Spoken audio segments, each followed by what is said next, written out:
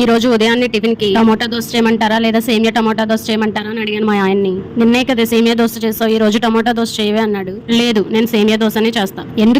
ఎందుకంటే మన ఇంట్లో పప్పు లేదుగా, సేమియా ఒకటే ఉందిగా, అది అయిపోయేంత వరకు అది ఒక్కటే చేస్తా. మరి అంతటి దానికి నన్ను అడగడం దేనికే అన్నాడు. అంటే మీకు తెలియాలి కదా ఇంట్లో పప్పు లేదని అన్నాను. నాకు కర్మ ఏదో ఒకటి తగలడు అంటూ అన్నాడు.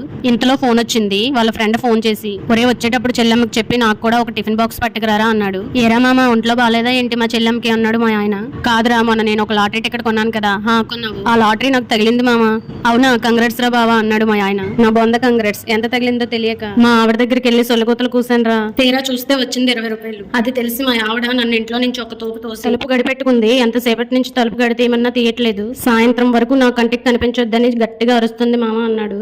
అందుకే మామ పిల్లల ముందు ఆచి తూచి తెలివిగా ప్రవర్తించాలి, పొరపాటును కూడా నోరు జారకూడదు అన్నాడు మా ఆయన. సర్లే ఆకలేస్తుంది తొందరగా రా అని ఫోన్ కట్ చేశాడు. వీడియోని ఇస్తే లైక్ చేయండి.